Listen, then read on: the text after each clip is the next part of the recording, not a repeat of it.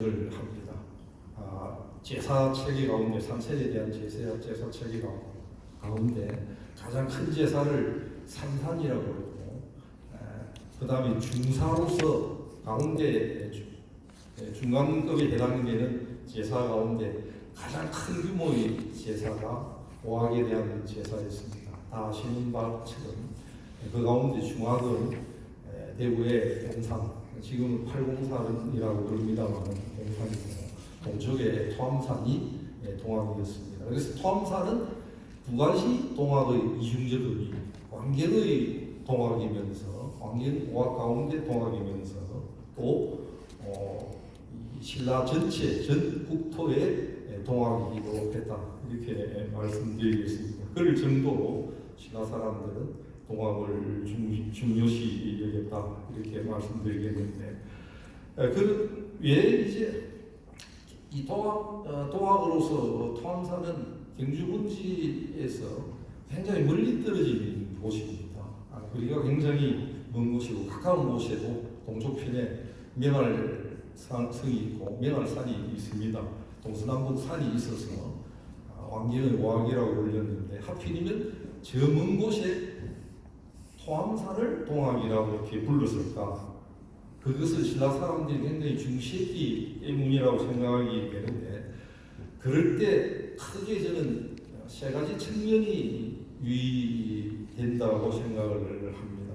하나는 경주 분지의 중앙이라고 여긴 곳이 황룡사지가 있는 곳입니다. 황자가 원래 황룡이 나타나서 뒷날 황룡사로 지었다. 그래서 처음에는 누를 황자를 쓰다가 지금은 얼마 지나지 않아가지고 지금처럼 임금 황자를 써가지고 황룡사라고 부르고 있는데, 경주 분지의 지리적 정확한 위치는 알 수 없지만 관념적으로 중앙부가 황룡사 자리가 있는 곳입니다. 그래서 제가 경주에 와가지고 지금 이제 5년째 살면서 가장 자주 가보는 곳이 황룡사인데, 황룡사 구청 목탑이 있던 곳에서 서쪽으로, 동쪽으로, 남쪽, 북쪽으로 바라보면 그것이 중앙임을 확인하고, 특별히 저 멀리 토암산을 바라보면 토암산의 봉우리가 가장 잘 보이는 곳입니다. 아마 여기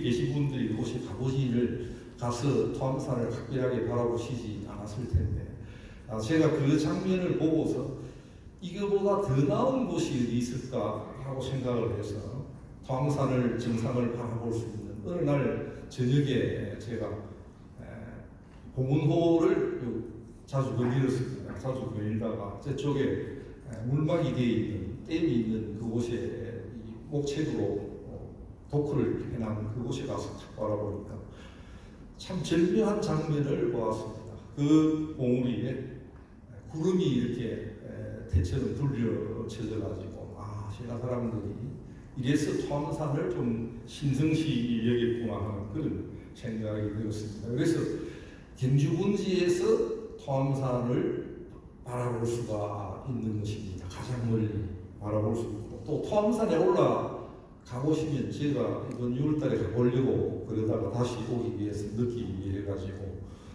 비도 오고 또 가볼 기회를 놓쳤습니다만, 토암산에 올라가서 보면 동해안이 바라다 보이는 곳입니다. 아마도 동해안과 경주 분지 중앙부를 동시에 바라볼 수 있는 곳은 광운한 탓인지 모르겠습니다만 토암산밖에 없지 않는다, 그렇게 생각이 됩니다. 그래서 세 번째로는 토암산이 이 경주 분지의 서쪽 지대에서 가장 높은 산입니다. 743m나 되는 산인데, 그래서 이런 측면들이 꼭대기에 올라가서 보면 동해안을 바라볼 수 있고 경주 분지를 바라볼 수 있는 가장 높은 산이다라고 하는 그런 측면 때문에 신라 사람들은 토암산을 굉장히 중시했다, 이렇게 생각을 합니다. 이제 그 구체적인 역사상은 이제 말씀을 드리도록 하겠습니다. 사실 다 아시는 것처럼 토암산이라고 하면 떠오르는 인물이 있습니다. 누구죠? 오늘 이야기가 될 텐데, 석탈해라고 하는 인물입니다. 석탈해가 바깥 어떤 세계로부터 경주군지로 진출해 들어오는데 상사기와 상무사가 기록상에 약간 차이가 있습니다. 상사기에는 측타리가 토암산을 둘렀다라고 하는 그런 기록은 없습니다. 비슷한 내용을 가지면서도 차이를 보이는 부분인데 상무사에는 경주군지로 진출하기 전에 토암산에 올라서 7일 동안 머무르다가 경주군지로 내려갔던 것으로 그렇게 되어 있습니다. 그래서 토암산의 역사 무대에 처음 등장하는 것은 타례를 매개로 했다. 타례와 토암산이 함께 등장을 해서 역사 속의 이름을 보이고 있다. 이렇게 말씀드릴 수 있습니다. 토암산이 스테리와 긴밀한 관계를 맺고 있었다라고 하는 것을 이제 말씀드리고요. 타례가 들어와가지고 늦게 들어왔으면서도 경주군지에 선주해 있던 인물이 호공이라고 하는 인물이 있습니다. 아킬크시를 보좌하던 그런 인물인데 이 인물이 월성을 거주지로 삼고 있었는데 이 인물이 출신이 한국 사기에 외계로 되어 있습니다. 외로부터 들어왔다 이렇게 되어 있는데 들어와가지고 어느 시점부터 월성을 차지하고 있었는데 뒤늦게 들어왔다는 스타리가 이걸 빼로서 탈취한 그런 내용입니다. 제가 여기에서 특별히 오늘 말씀드릴 주제하고 관련해가지고 특별히 말씀드리는 것은 외계의 호공을 타례가 빼로서 제압을 했다라고 하는 사실입니다. 이게 뭔가 신라인들이 외계를 제압하고자 하는 그런 의식을 가지고 있었다. 이런 데서 타례가 통일 이후에 들어와가지고 토암산의 산신이 되게 된다라고 하는 걸 결론적으로 먼저 말씀드리겠습니다. 그런데 이 석시족단은 말이죠. 경주군지의 주인공이 일시 되기는 했는데 칠성왕 이후에 석시족단의 이름은 전혀 등장하지 않는 특징을 보입니다. 상사기와 상무사를 통틀어서 그 밖에 국내 사설을 통틀어가지고 등장하지를 석시는 등장하지를 않습니다. 여기에는 아마 이유가 있을 텐데 칠성왕대에 보면 삼국사기에는 토암산이 갑자기 무너졌다 이렇게 기록이 되어 있습니다. 그 이유는 잘 알 수가 없어요. 토암산이 무너졌다는 걸 그래서 역사학자들은 뭔가 석시족단이 몰락을 한 정자다 이렇게 이해를 하고 있는데 그 이후에 과연 기록에 전혀 등장을 하지를 않습니다. 왜 그러면 무너졌을까? 칠성왕이 외가가 석시였습니다. 본인은 김씨였으면서도 석시족단의 도움을 받아가지고 이 전임자인 남물왕을 누르고 즉위를 한 것으로 생각이 되는데 그러다가 이제 칠성왕이 몰락을 하면서 석시족단도 거의 사라지게 된 것이 아닌가 그렇게 생각됩니다. 그런데 특별히 우리 책 기록에는 보이지 않는 게 이건 뭐 거의 대부분 놓치고 지나가고 있습니다만 석시로서 소일봉기에 8세기 중력의 기록에 딱 한 사람이 등장을 합니다. 일본의 사신으로 갔던 사람 가운데 대나마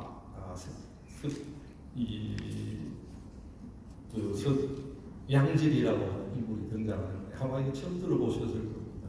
소일봉기에 실려 있는 인물인데도 그냥 지나쳐 버리고 준비를 기울이지 않았던 그런 인물입니다. 그래서 이 인물이 8세기에 등장하는 것은 석시가 몰락을 하긴 해도 완전히 소멸되지는 않았다 이렇게 생각을 할 수 있습니다.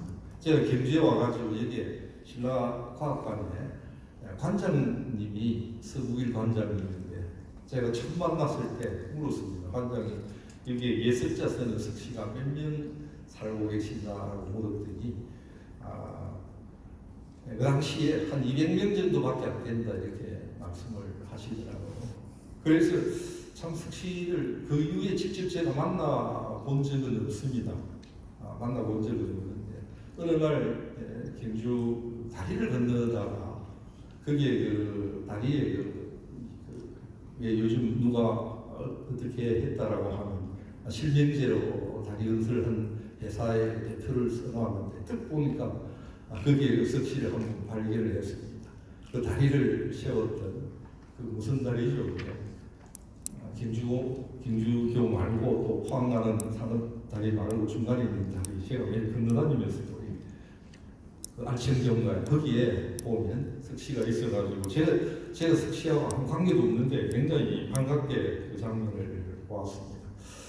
아마도 이런 인물이 등장하게 됐던 것은 통일이 들어와가지고 사실은 새롭게 토항산과 석시가 좀 더 부각이 되어가는 과정과 관계가 있다 이렇게 생각이 되는데 문무왕이 들어와가지고 문무왕 말년입니다. 680년에 문무왕이 신라 토항산을 신라 전체 영역의 오악으로 설정하면서 타례를 토항산의 산신으로 모시고 또 타례의 무덤을 찾아가지고 거기에 뼈를 찾아내어서 빻아가지고 뭘 만드느냐면 소상을 만들었다고 합니다. 이 만드는 소상을 토항산에 가져와서 안치해 놓고 제사를 지냈다 이렇게 기록에 등장을 하는데 상당히 의미가 있는 기록이라 생각이 듭니다. 680년에 하필이면 문무왕이 토항산에 산신으로서 타례를 맞이하고 또 실제 무덤을 찾아가지고 뼈를 빻아서 만들어서 소상을 만들었다. 지금 금강산 바로 앞자락에 타례 왕릉이 있는데 그 왕릉이 제가 이제 평소에 뼈를 빻아가지고 소상을 만들어서 토암산으로 가져갔는데 저 안에는 누가 들었을까 이런 생각을 해보게 됩니다.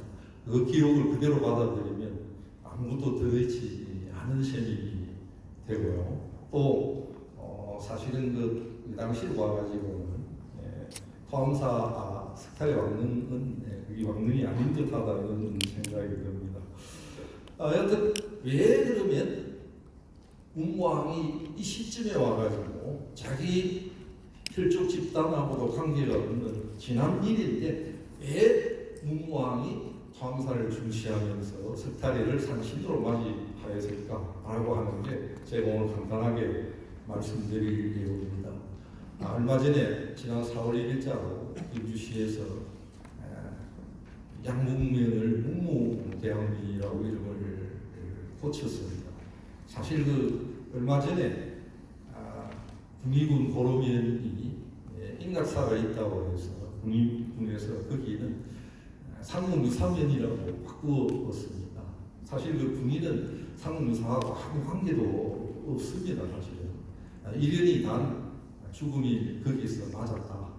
또 어떤 사람은 이련의 멸가가 거기 있다라고 하는데 상무미사 내용에는 군위와 관련되는 내용이 전무 관계도 상사를 면으로 쓸 정도로 군위군에서 현장 사업을 하고 있습니다. 뒤늦었지만은 문무대왕면을 경주시에서 양문면을 그렇게 고친 것도 좀 흥미로운 일인데 우리에게는 그런 트라우마가 있습니다. 북쪽에 뭐 김책시라거나 김일성 대학이라거나 이런 무상과 숭배와 관련된다라고 해서 그런 걸 꺼려하더니 이제 문무대왕면이라고 사람 이름을 가지고 한 것은 면 이름 행정단위면을 한 것은 두 번째가 아닌가 그렇게 생각이 됩니다. 첫 이름은 세종시고 문무대왕면이 두 번째라고 이렇게 생각이 됩니다. 고령에 가면 고령읍을 과거에 고령읍이라고 하다가 지금 대가야읍이라고 바꾸어서 역사성을 부여하고 있어서 의미가 있다 이렇게 생각이 됩니다. 사실 왜 그러면 문무왕이 하필이면 토항산과 석탈리를 이 시기에 와서 동학으로 설정을 하고 산신으로 모셨을까? 제가 오늘 하고 말씀드리고자 하는 이야기는 바로 여기에 있습니다. 문무왕이 굉장히 고뇌했습니다. 통일을 하고 자기 아버지가 왕위에 오르기 굉장히 어려운 환경이었는데 그럼에도 불구하고 정치적 술수를 통해서 즉위를 하고 통일에 대한 발판을 마련했습니다. 통일을 하고 난 뒤에 우리가 흔히 하는 이야기로 수성이 더 어렵다고 이야기를 하듯이 문무왕이 굉장히 고민을 했던 것은 두 가지였습니다. 하나는 어떻게 하면 국내를 안정시키게 될까? 전쟁을 통해서 정치적 적대 세력을 제거했지만 그러나 여전히 정치적 적대 세력이 적지 않게 남아 있는 그런 상황이었습니다. 더구나 통일을 하고 난 뒤에 전혀 기반을 달리하는 고구려 백제의 유인을 받아들여서 굉장히 불안정한 그런 상태였기 때문에 이걸 어떻게 지켜내느냐 하는 것이 큰 국내적 문제의 과제였습니다. 두 번째로는 대외적인 문제였습니다. 기존에 있는 주적은 누구였냐면 고구려 백제였습니다. 그래서 호국의 삼보라고 일컬어지고 있는 세 가지 보물을 대상으로 했던 것은 주로 고구려 백제였던 겁니다. 그런데 통일되고 난 뒤에 주적이 달라졌습니다.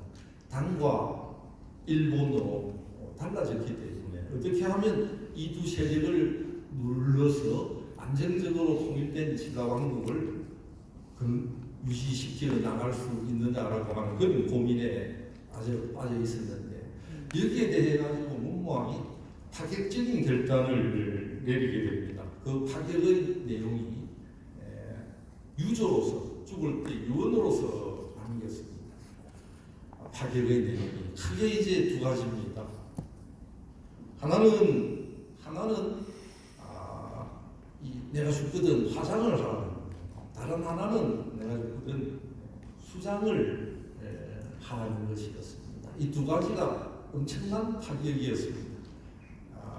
왜 그랬냐면 왜 일본을 대상으로 해서 큰 문제가 생겨나고 있었기 때문에 죽어서 동의 여왕이 돼야 되겠다, 되어서 나라를 지켜야 되겠다 이런 생각을 가지고 있었고 또 이 죽어서도 사실은 죽어서도 만파식적과 허곡대라고 하는 그건 뭐 김유신과 합작을 해서 문무왕이 동해 여왕으로서 내보낸 것으로 되어 있는데 그걸 만들었던 것은 신문왕이었다고 생각하게 됩니다. 그럴 일은 없는데 신문왕이 의도적으로 내부의 안정을 도모하고 민심을 결집시켜서 시다를 지켜내기 위한 그런 용도로서 만들어내는 것이 만파식적과 허곡대라고 그렇게 생각이 됩니다.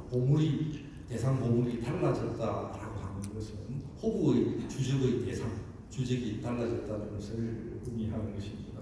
그래서 이걸 가장 이제 뭐 제가 시간이 없어서 제한테는 15분밖에 안 줘서 시간이 없어서 말씀을 적어야 되겠는데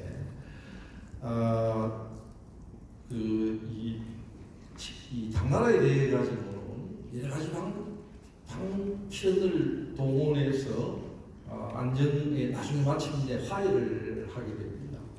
화해를 하게 되는데 일본에 대해 가지고는 굉장히 문제점들이 많이 생겨나게 됩니다. 특히 경덕왕대에 들어가게 되면 일본과는 완전히 외교를 단절할 수준에 이르게 되는데 저는 이런 외교 관계를 대상으로 해서 새로운 호국의 개념으로서 이 토암산 자락의 불국사와 석굴암이라고 하는 새로운 형태의 이임을 가진 석굴 두 사찰을 창건하게 되는 것이 아닌가 생각이 됩니다.